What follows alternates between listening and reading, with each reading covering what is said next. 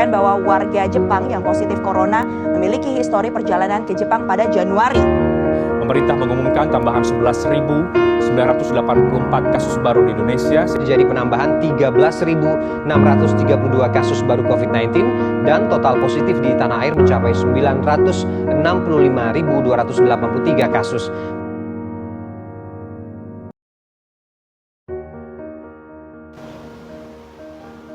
Akhir tahun 2019,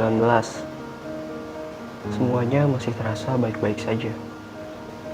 Aku pikir di tahun berikutnya akan banyak hal yang terjadi. Nyatanya benar saja, namun hal itu di luar ekspektasi. Baru menginjak Februari, sudah banyak di televisi. Orang-orang ditakuti dengan kabar adanya virus. Ya, virus yang disebut dengan COVID-19 atau Corona. Bukan dalam sebuah perkampungan, perkotaan, atau bahkan negara. Tapi ini sudah mengguncang seluruh dunia. Awalnya, sebagian orang tidak percaya. Tapi makin lama, virus makin menyebar kemana-mana. Banyak dampak yang kita dapat. Selain kematian, kita juga dihadapkan dengan berbagai kerugian. Dari mulai perekonomian hingga pendidikan. Upaya pemerintah pun sudah banyak dilakukan. Tapi ya, namanya juga manusia. Mereka memiliki ketakutan, tapi masih kurang kesadaran. Keluar tidak mematuhi protokol kesehatan, nongkrong di pinggir jalan, kumpul berkerumunan, dan oleh karena itu, lockdown pun diberlakukan. Bahkan toko-toko, jalanan, dan sekolah pun ditutup sementara. Dan barulah terasa akibatnya. Mulai dari perekonomian yang turun, bahkan hingga banyaknya pengangguran. Anak-anak pun dituntut belajar dari rumah.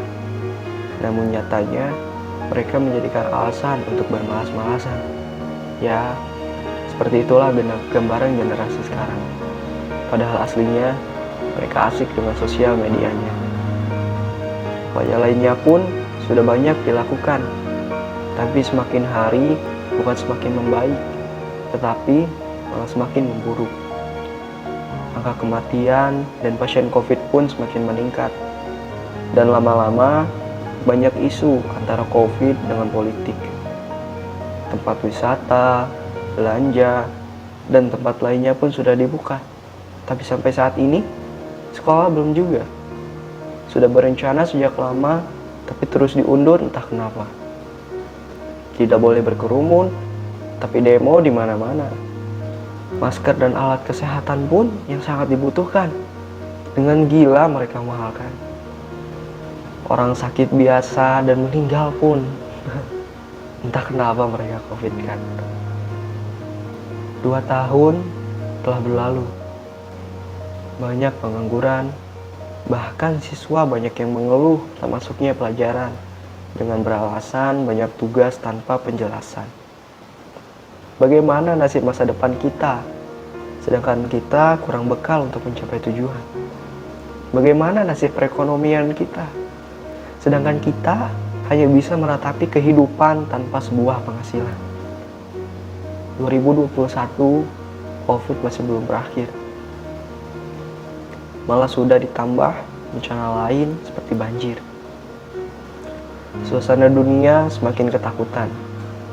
Yang sekarang bisa kita lakukan hanya tetap menjaga kebersihan, kesehatan, dan mendekatkan diri kita kepada Tuhan. Terima kasih COVID. Suka dukamu memiliki banyak arti. Singgahlah, aku sudah bosan. Tidak ada yang ingin mempertahankanmu.